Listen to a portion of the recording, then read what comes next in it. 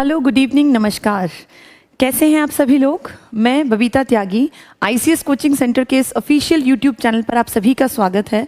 कल एक क्लास ली थी मैंने, बहुत इंपॉर्टेंट क्लास थी, जिसमें कॉन्स्टिट्यूशन की बेसिक कुछ संविधान सभा के गठन से संबंधित कुछ बातें मैंने आप लोगों को बताई थी।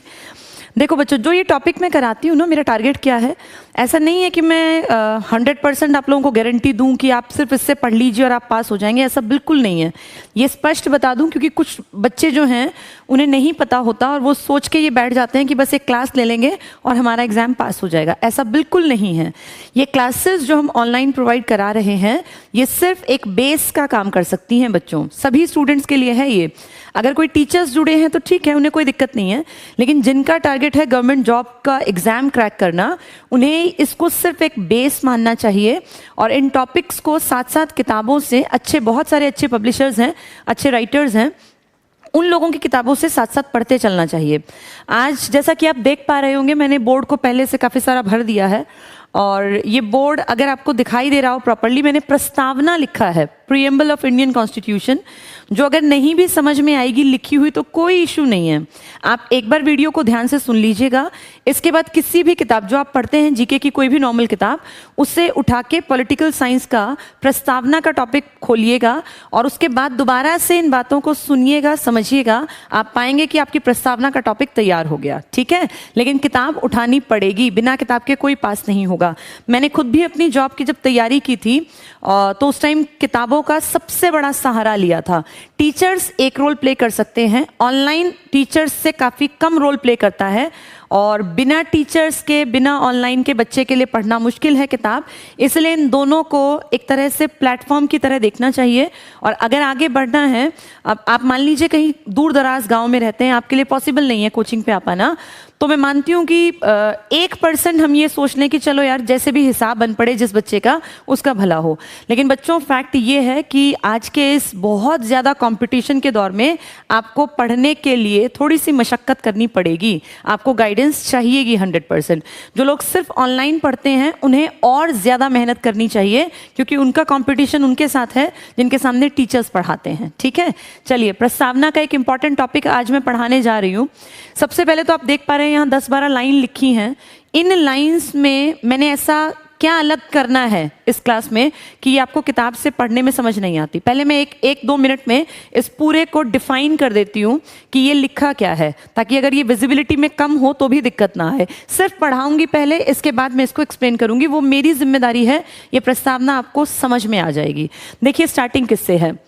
सबसे पहले प्रस्तावना में लिखा है, हम भारत के लोग, ध्यान से सुनते और समझते चलिएगा, हम भारत के लोग, रुक के पॉज देके, भारत को एक प्रभुत्व संपन्न, पहले कह रहे हैं हम भारत के लोग, we the people of India, हम भारत के लोग भारत को एक प्रभुत्व संपन्न, यहाँ संपूर्ण शब्द और आएगा जो बाय चांस मैंने लिखा नहीं, मुझे याद नहीं रहा। भारत को एक संपूर्ण प्रभुत्व संपन्न, समाजवादी, पंथ निरपेक्ष, लोकतंत्रात्मक गणराज्य, ये 5 बहुत कीमती शब्द हैं। हमारे संविधान का आधार कह सकते हैं, हमारी प्रस्तावना को कह सकते हैं, उद्देशिका के रूप में काम में आई है। ये 5 शब्द बहुत इंपॉर्टेंट, जो मैं एक्सप्लेन करूंगी थोड़ी देर बाद।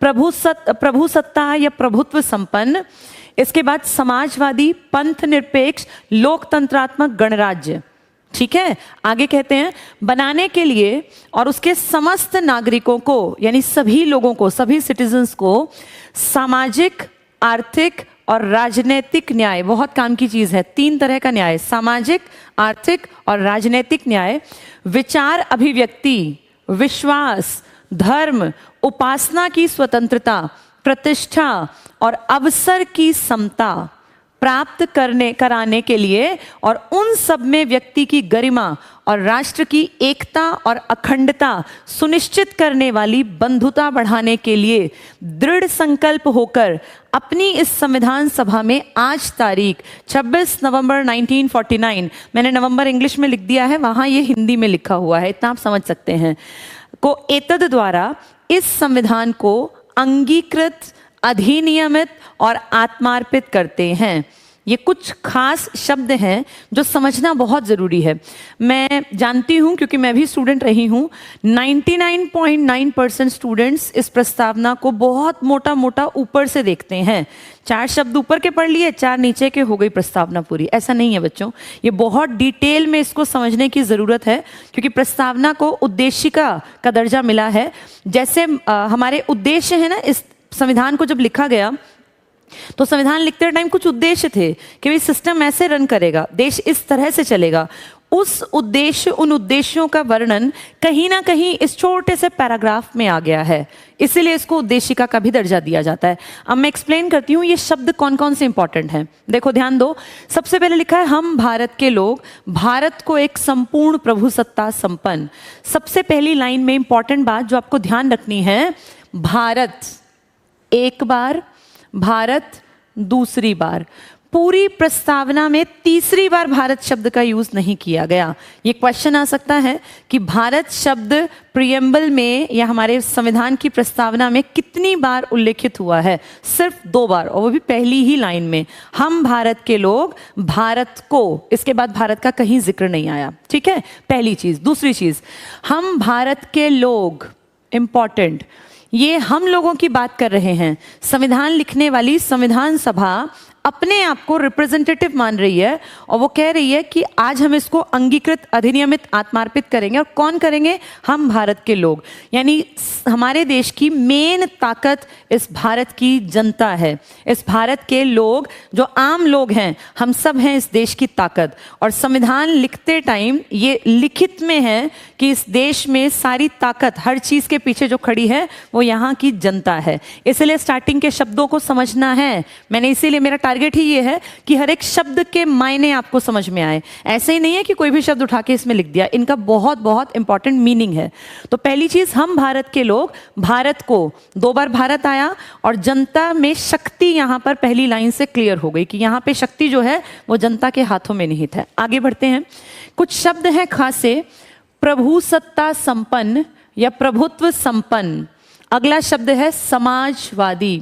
नेक्स्ट है पंथ निरपेक्ष, और चौथा है लोकतंत्रात्मक, और 5वां गणराज्य। बेशकीमती शब्द हैं ये, क्योंकि ये डिफाइन करते हैं कि बेसिकली इंडिया का स्ट्रक्चर कैसा है। और ये 5 शब्द समझना हर किसी के लिए बहुत जरूरी है। अगर आप चाहते हैं कि संविधान आपकी समझ में आए तो ये 5 शब्द आपको क्लियर होने चाहिए। मैं नीचे हर एक को लिख के एक्सप्लेन कर देती हूँ। पहला शब्द देखिए, संपूर्ण प्रभुत्व संपन्न। इसके क्या मायने हैं? जब इंडिया आजाद हुआ, इंडिया 200 साल, पूरे 200 साल अंग्रेजों के अंडर गुलाम बनकर रहा। अंग्रेज आ गए थे 1600 कुछ में, लेकिन गुलामी की दास्ता की अगर मैं बात करूं तो वो प्लासी की लड़ाई के बाद से, 1757 के बाद से 1764 का बक्सर का युद्ध, और फिर 1947 तक, जब तक कि हमारे देश ने आज़ादी नहीं पाई, लगभग 200 साल तक अंग्रेजों की दास्ता में जकड़ा हुआ ये भारत। हमें ज़रूरी था कि उनसे आज़ादी पाने के बाद हम अपनी सत्ता खुद संभालेंगे। हमारी विदेश नीति कैसी रहेगी, हमारे विदेशियों के साथ संबंध कैसे रहेंगे, हम किसके साथ व्यापार करेंगे, किसके साथ हमारा रिश्ता अच्छा रहेगा, खराब रहेगा, अपनी नीतियां हम खुद बनाएंगे। हमें कोई भी विदेशी, चाहे वो अमेरिका हो, वो रशिया या यूएसएसआर हो या ब्रिटेन हो, हमारी सत्ता में उसकी भागीदारी नहीं के बराबर रहेगी। तो प्रभुत्व संपन्न के मायने बहुत इंपॉर्टेंट हैं, क्योंकि इससे ये दिखता है कि इंडिया पे अब के बाद, यानी जब ये संविधान लिखा गया, जिस दिन ये लागू किया गया, अपनी नीतियों में हम खुद सक्षम होंगे बनाने में। और हमें जरूरत नहीं है किसी भी ब्रिटेन से या किसी भी और विदेशी बड़ी ताकत से ये पूछने की कि हमारी नीतियां कैसे डिसाइड होंगी, ये हम खुद डिसाइड करेंगे। ये इंपॉर्टेंट वर्ड है। सेकंड शब्द है समाजवादी। आप सभी पढ़े लिखे लोग हैं, 9वीं क्लास में, 9वीं या 10वीं क्लास में समाजवाद और पूंजीवाद के ऊपर इकोनॉमिक्स की स्टार्टिंग 9th क्लास में, जब मैं 9th में पढ़ती थी, मुझे ध्यान है, ये जब पढ़ा था, समाजवाद और पूंजीवाद, ये बेसिकली 2 आइडियाज हैं, 2 विचारधाराएं हैं। पूंजीवाद का बहुत अच्छा एग्जाम्पल अमेरिका जैसी कंट्रीज हैं, जहां पे पूंजीपतियों का मानना था कि पूंजीवाद को बढ़ावा देना चाहिए, क्योंकि इससे समाज में पूंजीपतियों को फायदा होगा और समाज के निचले तबके को जितना हो सके नीचे दबा देना चाहिए। समाजवादी ठीक उससे उल्टी अप्रोच वाले हैं। इस अप्रोच में, इसमें क्या सोचते हैं कि पूरे समाज का विकास होना चाहिए, पूरे समाज का उत्थान होना चाहिए और जो डिफरेंसेस हैं सोसाइटी में ये ना रहें। यहाँ पे पूरे समाज को टारगेट करके काम किया जाता है, चाहे वो प्रोडक्शन का काम हो, वो नीतियाँ बनाने का काम हो, या कोई बड़ा देश से संबंधित काम हो, जनता से संबंधित काम हो। यहाँ का टारगेट होता है समाज की भलाई करना। तो हमारी अप्रोच जो है, हमारी सरकार की जो अप्रोच है, संविधान में जो लिखित में है, वो है समाजवादी। व्यवस्था नहीं है हमारी समाजवादी। हमारी व्यवस्था, अगर कहें आपकी अर्थव्यवस्था कैसी है भारत की, तो हमें टिक करना है मिश्रित अर्थव्यवस्था। लेकिन अगर पूछें कि कौन सा शब्द यूज किया है, तो आप टिक करेंगे समाजवाद या समाजवादी। तीसरा शब्द है हमारा पंथ निरपेक्ष। आप सभी लोग जानते हैं इंडिया एक सेक्युलर स्टेट है। भारत, कितने प्राउड की बात है कि इस देश में 82% से ज़्यादा हिंदू रहते हैं, लेकिन ये देश हिंदू राष्ट्र नहीं है। ये इसीलिए प्राउड की बात है कि हर देश में ये जज्बा नहीं होता कि बाकी सारी कम्युनिटी को, जो माइनॉरिटी में आती हैं, उन्हें अपनी बराबरी का दर्जा दे। तो ये भारत की महानता है, हमारे पूर्वजों की महानता है। बाद में खैर ये ऐड हुआ है, लेकिन फिर भी हमारे देश की एक, मेरे पर्सनल व्यू में ये बहुत अच्छी बात है कि भारत एक पंथ निरपेक्ष राष्ट्र है। यहाँ हिंदू, मुस्लिम, सिख, ईसाई, बौद्ध, जैन, पारसी सब लोगों को इक्वल का दर्जा मिला है। इसका कारण भारत का अपना कोई धर्म नहीं है, हमारा देश का अपना पर्सनल कोई धर्म नहीं है। हाँ, यहाँ बाकी सब धर्मों को बराबरी से ट्रीट किया जाता है।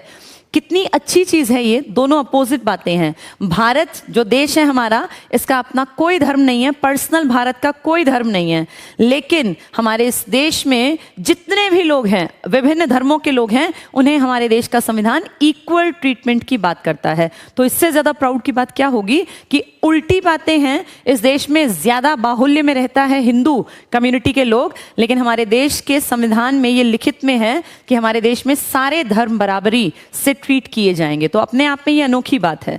ये 3 इंपॉर्टेंट वर्ड्स। चौथा इंपॉर्टेंट वर्ड है लोकतंत्रात्मक। लोकतंत्र मैं लिख देती हूं, उससे आप समझ जाएंगे। डेमोक्रेसी, अब्राहम लिंकन की सेइंग आपको याद होगी। डेमोक्रेसी का मतलब है ऐसी सरकार जो लोगों के द्वारा चुनी जाए, लोगों के लिए नियम वो बनाए, तो लोगों पे राज वो करे, लेकिन बनाई जाए लोगों के द्वारा।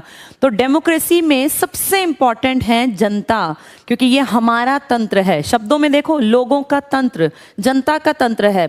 हम सब इंडियंस के पास एक खासी पावर है, और उस पावर को आप कहते हैं मताधिकार। हम सब के पास वोट डालने का राइट है। कॉन्स्टिट्यूशन ऑफ इंडिया में 18 साल के बाद कोई भी इंसान, लड़का हो या लड़की, जिसकी एज 18 ईयर्स या उससे ऊपर की है, उससे मताधिकार दिया गया है। पहले एक टाइम था जब ये एज 21 साल थी। 1989 में 61वां संविधान संशोधन करके इसकी एज को कम कर दिया गया, 21 से घटाकर 18 कर दिया गया। लोगों का तंत्र है यहाँ, सारी शक्ति देखिए मैंने क्या लिखा था, लोगों के हाथ में है, जनता के हाथ में है।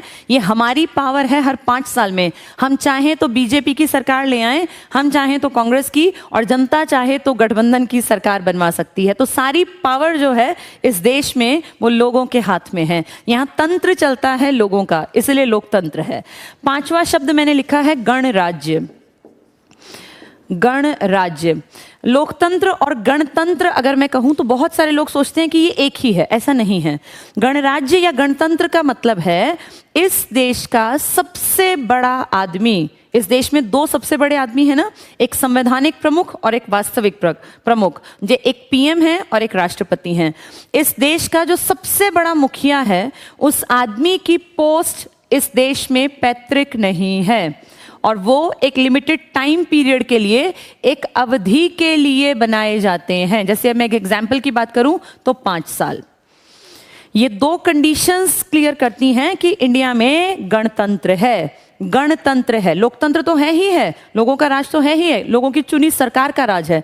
गणतंत्र के 2 मायने याद रखना, एक तो सबसे बड़ी पोस्ट पैतृक ना हो, और एक उसका एक लिमिटेड टाइम पीरियड हो। वो दोबारा भी आ सकते हैं, लेकिन आएंगे इलेक्शन के प्रोसेस के बाद। ठीक है, उम्मीद करती हूं ये 5 शब्द आपकी समझ में आ गए होंगे। ये 5 आधार हैं। अब एक खास बात जान लीजिए, इन 5 में से 2 शब्द पहले संविधान की प्रस्तावना में नहीं थे। ये 2 शब्द थे, पंथ निरपेक्ष नहीं था, बाद में आया, और एक समाजवादी नहीं था। एक और शब्द भी नहीं था जो मैंने बीच में लिखा हुआ है कहीं, अखंडता। अभी देखिए ये वाला, ये तीन शब्द पहले संविधान में नहीं थे। संविधान में एक बार अमेंडमेंट किया गया, चेंज किया गया 1976 में 42वां संविधान संशोधन, और तीन नए शब्द इस संविधान की प्रस्तावना में इस पैराग्राफ में आए।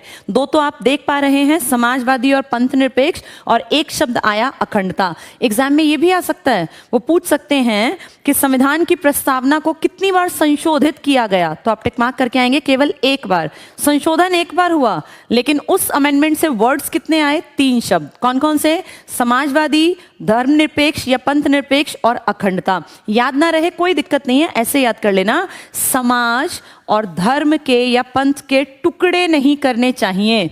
अखंड, खंड क्या होता है? खंड खंड, टुकड़े ना, तो समाज और धर्म के कभी भी खंड नहीं करने चाहिए। तो समाज से समाजवादी, धर्म से धर्म निरपेक्ष या पंथ निरपेक्ष या सेक्युलर, और खंड से अखंडता।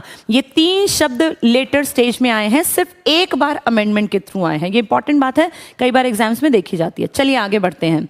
आगे मैंने लिखा है, दोबारा से एक बार रीडिंग कर लेते हैं। हम भारत के लोग भारत को एक संपूर्ण प्रभुसत्ता संपन्न या प्रभुत्व संपन्न समाजवादी, पंथ निरपेक्ष, लोकतंत्रात्मक गणराज्य, आगे लिखा है, बनाने के लिए और उसके समस्त नागरिकों को, यानी आपको और मुझे, हम सबको, समस्त नागरिकों को सामाजिक, आर्थिक और राजनैतिक न्याय, बहुत बहुत बहुत इंपॉर्टेंट है। ये तीन न्याय से संबंधित शब्द कई बार एग्जाम्स में देखे जाते हैं। वो एक चौथा न्याय अपने आप डाल देंगे, कोई भी न्याय, वो कह देंगे कोई भी इस तरह का, मान लीजिए कह देंगे धार्मिक न्याय। धार्मिक न्याय इंडिया में शब्द नहीं यूज किया गया। ये तीन न्याय आप भूलने नहीं है आपको। कौन कौन से हैं ये? सामाजिक न्याय, आर्थिक न्याय और राजनीतिक न्याय। कभी कभी सीक्वेंस भी आ सकता है, वो कहेंगे पहले कौन सा न्याय का वर्णन है, सामाजिक का, आर्थिक का या राजनीतिक का। ना भूलें, इसका तरीका जान लीजिए, आप ऐसे याद कर लीजिए, सा आ रा। वैसे तो सारा शब्द होता है ना, सारा, जैसे सारा भारत मतलब पूरा भारत। हम यहां याद कर लेते हैं सा आ रा। सा से सामाजिक न्याय, आ से आर्थिक न्याय और रा से राजनीतिक न्याय। अगर एग्जाम में सीक्वेंस में पूछें तो आप वहां पे परेशान ना हो कि पता नहीं आर्थिक पहले पढ़ा था या राजनीतिक। हमने क्या पढ़ा है? सा आ रा, सामाजिक न्याय, आर्थिक न्याय और राजनीतिक न्याय। ठीक है, ये हमारे संविधान में आगे भी वर्णित है अलग अलग पार्ट्स में। इसके बाद कहते हैं विचार अभिव्यक्ति। मूल अधिकारों में भी ये ऑप्शन में है कि इंसान को, हर इंडियन को विचार अभिव्यक्त करने का मौलिक अधिकार है। तो बहुत सारी चीजों का निचोड़ आपको अपनी प्रस्तावना में दिखेगा। कहीं नीति निर्देशक तत्वों के शब्द आ गए हैं इसमें, कहीं हमारे आधारभूत ढांचे के शब्द आ गए हैं, और कहीं मौलिक अधिकारों के भी शब्द। जैसे कि आप ये देख पा रहे हैं, आपने मौलिक अधिकारों की वीडियो अगर मेरी देखी होगी तो उसमें मैंने ये कराया है टॉपिक 19 में, 19 आर्टिकल में ये लिखित में है, विचारों की अभिव्यक्ति की मौलिक अधिकारों में आजादी दी गई है हमें। आगे लिखा है विश्वास, धर्म, किसी भी धर्म को अपना लो, कोई भी इंडियन। देखिए यहां लिखा था ना पंथ निरपेक्ष, भारत का अपना कोई धर्म नहीं है, भारत में सारे धर्मों को इक्वली ट्रीट किया जाता है। तो धर्म, उपासना की स्वतंत्रता, आपके मन में जिस भगवान की पूजा करने का मन करे आप कीजिए, भारत में सरकार आपको, संविधान आपको नहीं रोकेगा। प्रतिष्ठा और अवसर की समानता, कॉन्स्टिट्यूशन ऑफ इंडिया में मौलिक अधिकारों के टॉपिक में अवसरों की समानता का एक कॉन्सेप्ट है। आर्टिकल 16, आप अगर मौलिक अधिकार वाला वीडियो देखेंगे तो उसमें एक्सप्लेन किया है मैंने। आर्टिकल 16 में अवसर की समानता की बात कही गई है, वो समानता के ऊपर बेस्ड है जिसमें अलग अलग समानताओं का जिक्र है। प्राप्त कराने के लिए और उन सब में व्यक्ति की गरिमा और राष्ट्र की एकता और अखंडता, मैंने सर्कल लगाया था ना अभी, ये लेटर स्टेज में आया था, स्टार्टिंग में नहीं था। एक बार संविधान में संशोधन किया गया है इस पार्ट में। वैसे तो संविधान में संशोधन 100+ हो गए, लेकिन प्रस्तावना में सिर्फ एक बार अमेंडमेंट किया और उसमें 3 वर्ड्स आए थे, समाजवादी, पंथ निरपेक्ष और अखंडता। तो ये अखंडता शब्द यहाँ है। सुनिश्चित करने वाली बंधुता, ये भी बड़ा कीमती शब्द है, बंधुता। फ्रांस में बहुत पहले 1789 में एक क्रांति हुई थी, राज्य क्रांति, जिसने पूरे वर्ल्ड के सामने 3 नए शब्दों को इकट्ठे यूज किया था। ये थे समानता, स्वतंत्रता और बंधुत्व का नारा। ये एग्जाम में कई बार देखा जाता है, पुराने एग्जाम्स आप उठा के देखेंगे पेपर्स। समानता, स्वतंत्रता, बंधुत्व का नारा किस राज्य क्रांति की देन है? फ्रांस की राज्य क्रांति की, जो हुई थी 1789 में। तो वहां से देखो हमने बंधुता शब्द हमने भी यूज किया हुआ है। समानता स्वतंत्रता की बात ऊपर आ गई थी, दोनों समानता स्वतंत्रता मौलिक अधिकारों में भी है। यहां शब्द आप देख पा रहे हैं बंधुता। बंधुत्व, फ्रेटर्निटी बढ़ाने के लिए दृढ़ संकल्प होकर अपनी इस संविधान सभा में आज, जिस दिन इस पर ये डेट लिखी है, ये ध्यान दीजिएगा, आज तारीख 26 नवंबर 1949, ये उस दिन 26 नवंबर का इशारा कर रहे हैं क्योंकि इसी दिन इस पर 284 लोगों ने हस्ताक्षर किए और इस संविधान में लिखे 15 आर्टिकल्स जो नागरिकता से संबंधित है, कल वाली वीडियो में बताया था मैंने आपको, राष्ट्रपति से संबंधित थे और चुनाव से संबंधित थे, 15 वो आर्टिकल और एक 394वां संविधान का अनुच्छेद, टोटल लिखे थे 395 स्टार्टिंग में, यानी सेकेंड लास्ट। ये 16 आर्टिकल एक ही दिन लागू किए थे जिस दिन इस पर साइन हुए थे और वो डेट थी 26 नवंबर 1949। इसी दिन को संविधान दिवस या विधि दिवस के रूप में आज भी मनाता है भारत, जिस दिन हमने अपने संविधान को लागू किया, कुछ हिस्से को। आगे पढ़ते हैं, को एतद द्वारा, एतद मतलब अपने द्वारा, संविधान सभा लोगों की सभा के द्वारा इस संविधान को, ध्यान देना, अंगीकृत करते हैं, अडॉप्ट करते हैं। हमने अडॉप्ट किस दिन किया? 26 नवंबर 1949 को। फिर लिखा है अधिनियमित करते हैं। अधिनियमित का मतलब कुछ हद तक लागू कर दिया। अभी मैंने जिक्र किया 16 आर्टिकल्स को, 15 तो सारे लिखे हुए थे, 16 जो मैं बात कर रही हूँ 394 में 394 जिसमें ये लिखा था कि कौन से 15 लागू करने हैं, तो 16 आर्टिकल्स को हमने लागू किया। और एक शब्द लिखा है आत्मार्पित। आत्म मतलब अपने आप को अर्पित करना, यानी अपने आप को सौंपना। तो 3 शब्द अगर एग्जाम में आ जाएं, कौन कौन से? अंगीकृत, अधिनियमित और आत्मार्पित। तो आपको ध्यान रखना है, टिक करके आनी है डेट 26 नवंबर 1949। और ये किसके द्वारा अंगीकृत किया गया? एतद द्वारा, यानी संविधान सभा में प्रेजेंट लोगों द्वारा। और ये लोग अपने आप को देखो क्या कह रहे थे, हम भारत के लोग, यानी ये इंडिया ने अडॉप्ट किया है, इंडिया ने इसको अंगीकृत किया है, इसको अधिनियमित किया है और आत्मार्पित किया है। उम्मीद करती हूँ ये पैराग्राफ जो देखने में बड़ा नीरस सा लगता है और पढ़ने का सच में मन नहीं करता, क्योंकि मैं आपकी एज में रही हूँ, मुझे पता है ये सब चीज़ें थोड़ी बोरिंग लगती हैं, लेकिन पढ़नी पड़ेंगी। अगर आपको एग्जाम क्रैक करना है, आप चाहते हैं कि आपको गवर्नमेंट जॉब मिले, तो आपको ये सब चीज़ें ना चाहते हुए और चाहते हुए सीखनी तो पड़ेंगी। रो रो के पढ़ने में कोई फायदा नहीं होता बच्चों। जो एक काम करना है, पढ़ना है तो पढ़ना है, अपने मन को मजबूत बनाओ कि यार पढ़ना है मतलब सीख के ही उठना है, ठीक है। एक बार क्विक रिवीजन लेते हैं। हम भारत के लोग, भारत को, भारत कितनी बार आया? 2 बार। हम भारत के लोग मतलब शक्ति किसके हाथ में है? जनता के हाथ में। आगे, भारत को एक प्रभुत्व, संपूर्ण प्रभुत्व संपन्न, हम अपनी विदेश नीति हम डिसाइड करेंगे। ब्रिटेन, अमेरिका, रशिया, किसी को हमारे बीच में आने की जरूरत नहीं है, हमें अपने आप डिसीजन लेने आते हैं। यह है प्रभुत्व संपन्न।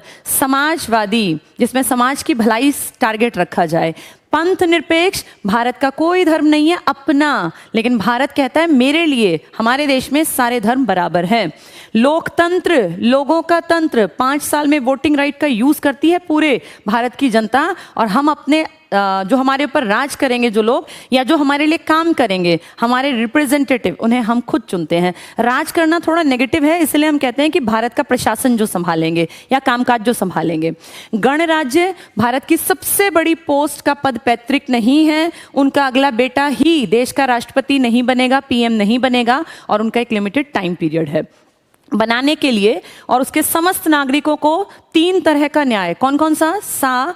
रा, सामाजिक न्याय, आर्थिक न्याय और राजनीतिक न्याय। ये आगे भी आएगा नीति निर्देशक में, कभी जब पढ़ाऊंगी वो टॉपिक। विचारों की अभिव्यक्ति, मौलिक अधिकार का टॉपिक। विश्वास, धर्म, उपासना की स्वतंत्रता, मौलिक अधिकारों का टॉपिक। प्रतिष्ठा, अवसर की समानता, फिर से मौलिक अधिकार प्राप्त कराने के लिए, और उन सब में व्यक्ति की गरिमा और राष्ट्र की एकता और अखंडता, लेटर ऑन स्टेज में आया था, पहले नहीं था ये शब्द, सुनिश्चित करने वाली बंधुता बढ़ाने के लिए। बंधुता कौन सी क्रांति? फ्रांस की राज्य क्रांति। कौन से 3 शब्द? समानता, स्वतंत्रता, बंधुत्व का नारा, ठीक है।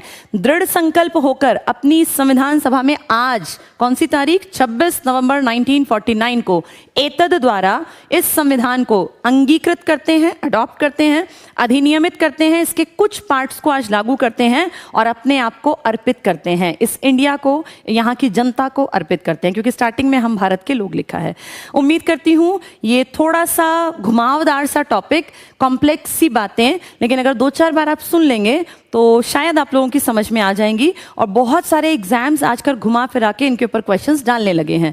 मैंने अपनी तरफ से कोशिश की है कि टफ वाले पार्ट को मैं आपको समझाने में सक्षम रह पाऊँ, और फिर भी कोई डाउट्स रहते हैं तो आप कमेंट्स में इनको डाल दीजिएगा, मैं कह दूंगी, हमारी टीम जो है वो देख लेगी, और कोई इस तरह के क्वेश्चंस होंगे तो मैं सॉल्व करा दूंगी। ठीक है, गुड नाइट बच्चों, ढंग से तैयारी करते रहो। बहुत आसान है पढ़ाई, बस पढ़ने का मूड बन जाए कि यार पढ़ना है और हमें एग्जाम पास करके दिखाना है, फिर कोई चीज़ ऐसी नहीं है जो आपको रोक पाए। धन्यवाद, गुड नाइट।